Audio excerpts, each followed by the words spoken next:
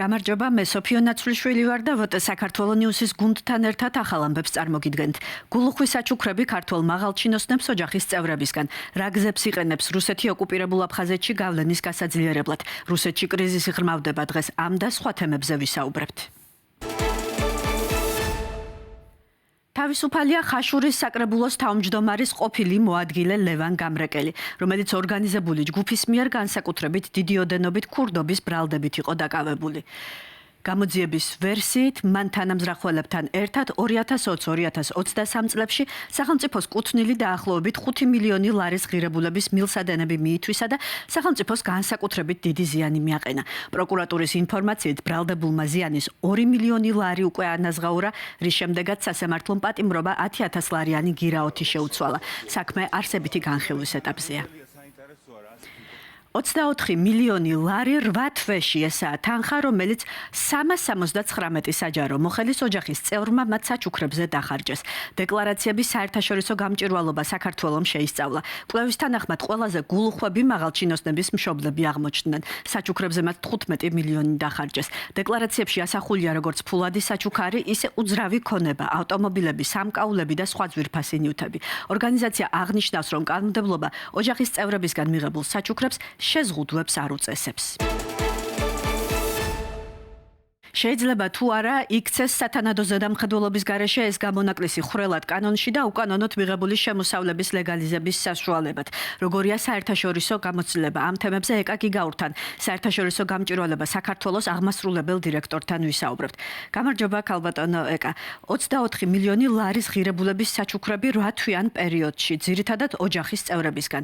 რამდენად უჩვეულო ასეთი მასშტაბი და რას გვეუბნება ეს ტენდენცია? ეს არის ძალიან საეჭვო და ის უწყებები და ის უწყება, მათ შორის აუდიტის სამსახური იქნება თუ საგამოძიებო ორგანოები, უნდა დაინტერესდნენ ამ საკითხით, იმიტომ რომ თავისთავად ერთია, როდესაც იღებ საჩუქარს და ამბობ, რომ დედისგან ან მამისგან მივიღე საჩუქარი, მაგრამ მეორე არის ამ ოჯახის წევრს ჰქონდა თუ არა იმის საშუალება, რომ მსგავსი საჩუქარი მიეცა, იმიტომ რომ აქ ჩვენ საუბრობთ როგორც ნახტ ფულზე, ასევე საუბრობთ ქონებაზე, ხო, აქ არის საუბარი სახლებზე, მანქანებზე, იარაღზე, სამკაულზე და ასე შემდეგ. ამიტომ ზუსტად ეს არის, რაზეც ჩვენ საუბრობთ, რომ მაშინ, როდესაც სახელმწიფო ინსტიტუტები მიტაცებულია, ეს სახელმწიფო ინსტიტუტები არასდროს არ რეაგირებენ საეჭვო ფაქტებზე და კორუფციის ფაქტებზე განსაკუთრებით. კანონი ოჯახის წევრებისა და ახლო ნათესავებისგან მიღებულ საჩუქრებს გამონაკლისის სახით განიხილავს.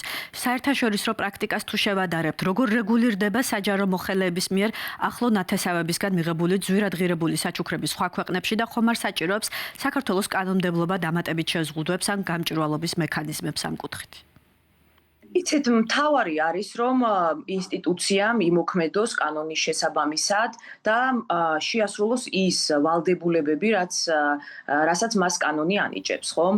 როდესაც ჩვენ საუბრობთ ანტიკორუფციულ, ასე ვთქვათ, სამსახურებზე, სხვა ქვეყნებში ასევე შესაძლებელია, რომ მიიღო გარკვეული საჩუქარი, თუმცა ეს უნდა დაადეკლარირო და ამის შემდეგ უკვე შესაბამისი უწყებები ამას სწავლობენ, ხომ? რამდენად საეჭვოა ეს, რამდენად ქონდათ ოჯახის წევრებს საჩუქრის მიცემის საშუალება და ასე შემდეგ. ჩვენს შემთხვევაში კანონი აძლევს საშუალებას, რომ ანტიკორუფციულმა უწყებამ შეისწავლოს ეს ყველაფერი. უბრალოდ იმ მოცემულობის წინაშე ვართ, როდესაც ისინი ამას არ აკეთებენ.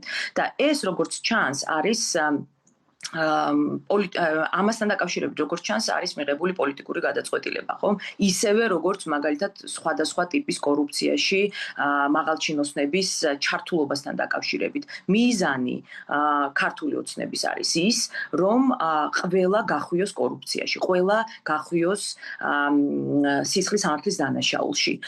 ამის შემდეგ უკვე მათი გამოყენება იქნება შესაძლებელი იმისთვის, რომ კონკრეტულმა პარტიამ ამ შემთხვევაში ქართულმა ოცნებამ მიაღწიოს თავის მიზანს, ხომ? როდესაც ყველა გემსახურება, ყველა უწყება გემსახურება, ყველა ადამიანი გემსახურება და შენ გაქვს საშუალება, რომ ეს ადამიანი სათავისოდ გამოიყენო, რა თქმა უნდა, შენი მართლობაში დარჩენის შანსი არის უფრო დიდი, ხომ? იმიტომ რომ დღეს უკვე ამ ადამიანებმა ძალიან კარგად იციან, რომ თუ კი ისინი წინააღმდეგობას გაუწევენ მართლ პარტიას, მათი პასუხისგებლობა დადგება.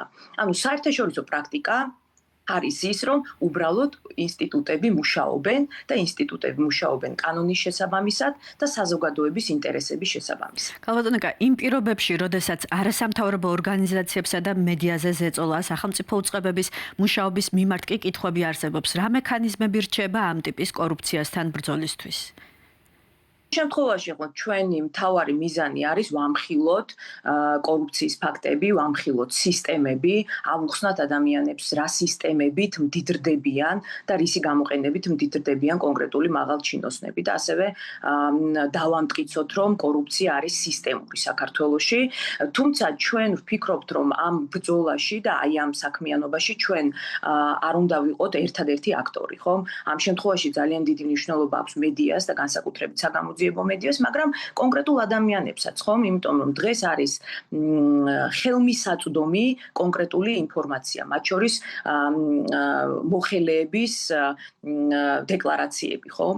და იგივე შესყიდვებთან დაკავშირებით ინფორმაცია ხელმისაწვდომია, ჩვენთვის მაინც არის ხელმისაწვდომი ინფორმაცია სხვა კომპანიების მფლობელებთან დაკავშირებით. შესაბამისად, დღეს, როდესაც განვითარებულია სოციალური ქსელები, როდესაც შეგიძლია მარტივად მოიპოვო ეს ინფორმაცია კონკრეტულმა ადამიანებმა, აქტიურმა მოქალაქეებმა, რომლებიც ქმნიან ზოგადად, ხომ, სამოქალაქო საზოგადოება. სამოქალაქო საზოგადოება არის აქტიური მოქალაქეების ერთობაც მათ შორის, ხომ?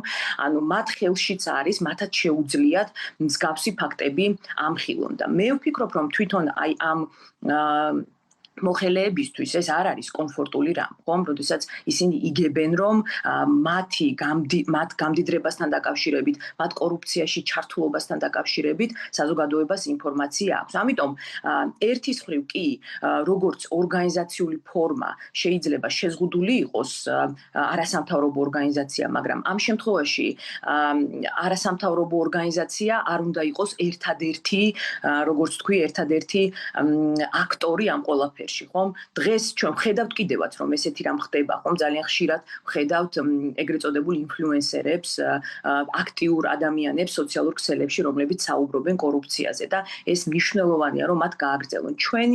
ჩვენი მხრიდან, რადგან ჩვენ ვიცით, რა ტიპის სქემები შეიძლება განვითარდეს, კორუფციული სქემები, ჩვენ უბრალოდ გვინდა, რომ მივცეთ მიმართულება მოქალაქეებს და სხვა შემთხვევაში, რა თქმა უნდა, ჩვენ ამ ბრძოლაში მარტო არ უნდა ვიყოთ. დიდი მადლობა თქვენი დროისთვის. შეგახსენებთ, ჩვენს კითხვებს ეკა გიგაური პასუხობდა.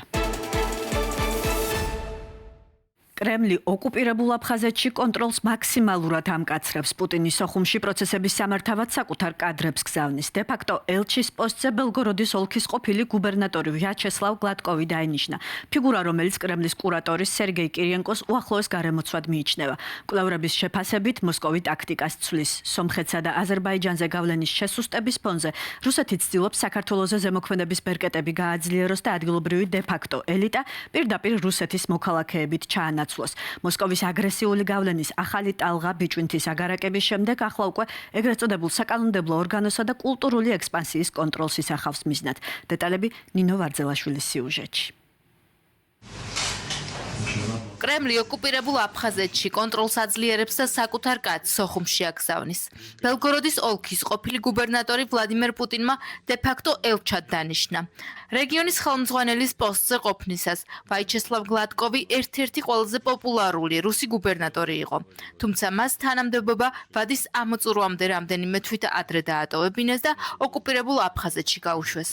რუსეთს უნდა კავკასია მაინც შეინარჩუნოს. აღარ ენდობა ადგილობრივ ელიტას და თვითონ იწყებს ცენტრიდან მართვას, როგორც გუბერნიებს. გუბერნატორს უნიშნავს პრაქტიკულად ერთი მხრივ ცხინვალში ინიშნება კამბოლოვი, ორი გავლენიანი ფიგურა, უკვე არაადგილობრივი კადრები არებენ, ეს იქნება რა თქმა უნდა ელჩი, მაგრამ აშკარად უკვე კონტროლისთვის უშვებენ აფხაზეთში. ანუ რუსეთი ცulis სტილს, რათა არანაირი მოძრაობები არ იყოს ცხინვალში და სოხუმში, ევროპისკენ, თბილისისკენ და მაქსიმალურად იმართებოდეს მოსკოვიდან. პუტინის სანდო კაცის აფხაზეთში გამწესება პოლიტოლოგებისთვის მიანიშნებს, რომ რუსეთის ხელისუფლება კავკასიის შესანარჩუნებლად ახალ ტაქტიკას იყენებს. სომხეთსა და აზერბაიჯანზე კონტროლის დაკარგვის პარალელურად ცდილობს საქართველოზე ზემოქმედების ბერკეტები გააძლიეროს. გლატკოვი კი ამ როლის შემსრულებლად დაინიშნა. ის რუსეთის პრეზიდენტის ადმინისტრაციის ხელმძღვანელის მოადგილის სერგეი კირიენკოს ნდობით სარგებლობს. თავად კირიენკო, რომელიც კრემლში კავკასიას კურირებს, გასულ წელს ოკუპირებულ აფხაზეთსა და ცხინვალში იმყოფებოდა. არა მხოლოდ რუსეთის პრეზიდენტის ადმინისტრაციის მაღალჩინოსანი ხშირად ჩადის და ლამის პირადად მართავს ადგილზე მიმდინარე პროცესებს, ახლა უკვე მას თავისი პირადი შიდა წრის წარმომადგენელი ეყოლება როგორც ელჩი, რომელიც ყოველდღიურად უკვე სოხუმში იქნება და კიდევ ერთი კურატორი იქნება უკვე აფხაზური ამბების შიგნით. კრემლმა სოხუმში წარმომადგენლის დანიშვნის პარალელურად 10 წლითა და 6 თვით პატიმრობა მიუსაჯა ოკუპირებული აფხაზეთის ეგრეთ წოდებული პარლამენტის წევრს კან კვარჩიას. რუსეთმა მასზე საერთაშორისო ძებნა გამოაცხადა. მოსკოვი მას ყაჩაღობას ედავება. თუმცა თბილისში პოლიტოლოგები დარწმუნებულები არიან, რომ რუსეთი ამ ნაბიჯით სხვა ეგრეთ წოდებული მიამბოხეების დაშინებას ცდილობს. კვარჩია ღიად აკრიტიკებდა კრემლს და სოხუმს თბილისთან დიალოგისკენ მოუწოდებდა. ეს სხვებისთვის არის სამაგალითო, რომ კარგად უნდა იცოდნენ, როგორ უნდა მოიქცნენ რუსეთთან მიმართებაში და მე მგონი ამით რუსეთი ემზადება შემდეგი არჩევნებისათვის. თუ მარტის არჩევნებში, მარტში იქნება ალბათ, მარტის არჩევნებში რუსეთმა მიაღწია თავისას და თავისი ლოიალური დეპუტატები გაიყვანა, მაშინ მოსალოდნელია, რომ რასაც აპირებს, რაც აკეთებს ცხინვალშიც გააკეთოს აფხაზეთშიც, უკვე საკანონმდებლო დონეზე გაიფორმოს უფლებები, შეისყიდონ მიწა, საკუთრება განახორციელონ მიწაზეან და ააშენონ ისე სასტუმროები და ისე დააბანდონ რუსი ოლიგარქების ფული, რომ ამაში მოგებანახოს მხოლოდ რუსეთმა. პოლიტიკური პროცესების გარდა მოსკოვის სოხუმზე გავლენის გაზრდას კრემლის არტისტების ადგილზე გაგზავნითაც ცდილობს. ცოტა ხნის წინ ოკუპირებულ სოხუმში იმყოფებოდა სერგეი ბეზრუკოვი. აფხაზეთში არასდროს ყოფილ ვარ, ჩემთვის კი ეს აბსოლუტურად საოცარი აღმოჩენაა. განსაკუთრებული კლიმატი აქვს, ლამაზი ქალაქია. იმედი მაქვს, მომავალში აქ ოჯახთან ერთად ჩამოვალ. ცხინვალის რეგიონის მსგავსად რუსეთი აფხაზეთშიც გავლენის გაძლიერებას აგრძელებს. 2023 წლის დეკემბერში აფხაზეთის დე-ფაქტო პრეზიდენტმა ასლან ბჟანიამ ხელი მოაწერა დოკუმენტს, რომლითაც ბიჭვინთვის ყოფილი სახელმწიფო აგარაკი რუსეთს 59 წლით საკუთრებაში გადასცა. 2024 წელს კი საზოგადოების პროტესტის შემდეგ აფხაზეთის ეგრეთ წოდებულმა პარლამენტმა უკან დაიხია და მიწების ოკუპანტებზე გასხვისება შეჩერდა. თუმცა წელს რუსეთის დამპყრობლური პოლიტიკა ოკუპირებულ სოხუმში უფრო აგრესიული გახდა და ეგრეთ წოდებულ პარლამენტში გავლენების გაძლიერებას განაგრძობს. კოლექტიური დასავლეთი როგორც მთავარი მოწინააღმდეგე და აგრესიული ევროპის ზეწოლის მიუხედავად განვითარებული ეკონომიკა.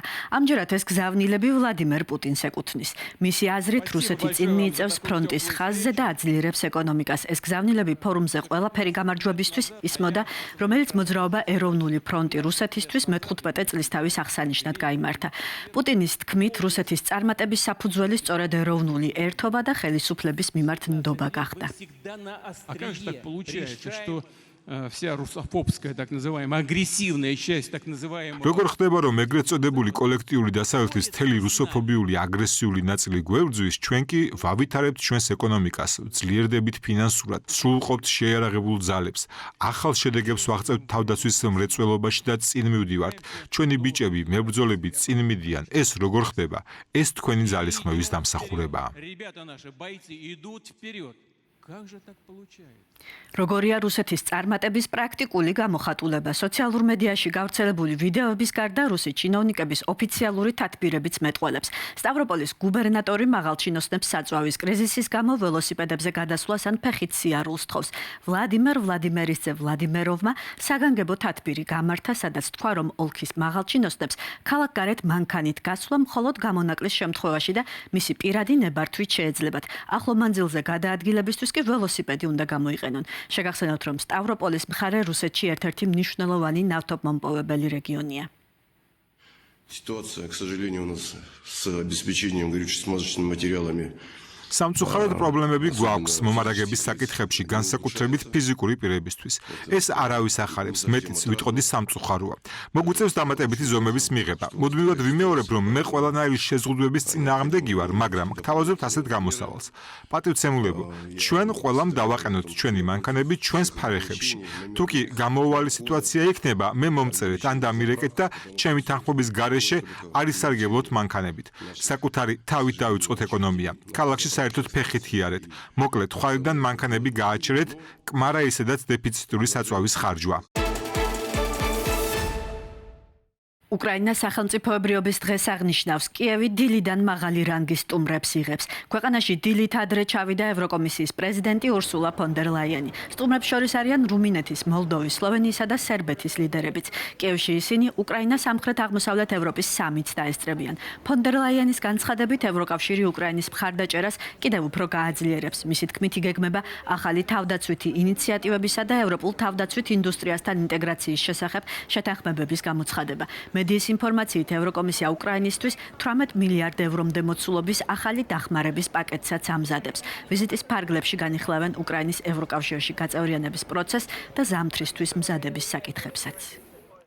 გერმანიის ელჩი მოლდოვაში ჰუბერტ კნირში დიპლომატიური სკანდალის ცენტრში აღმოჩნდა. კნირშმა ჟურნალ TV-ისთვის მიცემულმა ინტერვიუმ გამოიწვია სკანდალი, სადაც მან მოლდოველთა ენისა და იდენტობის საკითხზე თქვა, რომ ეს თემა ერთმნიშვნელოვნად ვერ განიხილება და ადამიანებს შესაძლოა განსხვავებული შეხედულებები ჰქონდეთ. განცხადებას მწვავე რეაქცია მოყვა. გერმანელი დიპლომატი რუმინეთის საელჩოში დაიბარეს, რის შემდეგაც ბუქარესტმა ოფიციალურად განაცხადა, რომ რუმინეთსა და მოლდოვას ერთი ენა რუმინული, საერთო ისტორია და საერთო კულტურული მემკვიდრეობა აქვთ. რუმინეთის ხელისუფლების განცხადებით ეს ფაქტები დადასტურებულია როგორც სამეცნიერო კვლევებით, ისე მოლდოვის საკონსტიტუციო პრაქტიკით. რამდენიმე დღიანი კრიტიკის შემდეგ ჰუბერტ კნირშმა ვიდეო მიმართვა გაავრცელა. მისი თქმით, ინტერვიუს სინქრონულმა თარგმანმა მისი სიტყვები დაამახინჯა და აღიარა, რომ საკუთარი აზრი უფრო მკაფიოდ და ზუსტად უნდა გადმოეცა. ეს პირველი ხმაურიანი შემთხვევა არ არის გერმანელი დიპლომატის კარიერაში. მოლდოვაში დანიშვნამდე ის გერმანიის ელჩი საქართველოში იყო, სადაც მისი განცხადებები კრიტიკის სამიზნე არაერთხელ გამხდარა. ვენის კონვენციის 51 მუხლი ითვალისწინებს, რომ დიპლომატი არ უნდა ჩაიროს იმ სახელმწიფოს შიდა საქმეებში, სადაც ის არის აკრედიტებული. ამავდროულად კონსტიტუციის 13 მუხლი არეგულირებს სახელმწიფო ენის სტატუსს. მიმაჩნია, რომ ბატონი ელჩის საქციელი სამწუხაროა. იგი ცდილობს ტოლერანტობისა და მრავალფეროვნების გაკვეთილი ჩაეტარებინა, მაგრამ საპასუხოდ მიიღო სამოქალაქო სიმამაცის და პატრიოტიზმის გაკვეთილი. 90-იან წლებში მთელი თაობა იბრძოდა რუმინული ენისთვის. დიპლომატის საქმე არ არის იმის მითითება, თუ რა ქვია ჩვენს ენას და როგორ უნდა განმარტოთ ეს საკითხი. როდესაც სხვა ქვეყანაში ჩადიხარ, თქვენ პატივსცემთ ამ სახელმწიფოს წესებს. ეს წესები კი დადგენილია მოლდოვას რესპუბლიკის კონსტიტუციით. დღეისთვის სულ ეს იყო. გახსოვდეთ, ჩვენ აქ ვართ ფაქტების სადარაჯოზე და გთავაზობთ თავისუფალ სიტყვას ინფორმირებული არჩევანისთვის.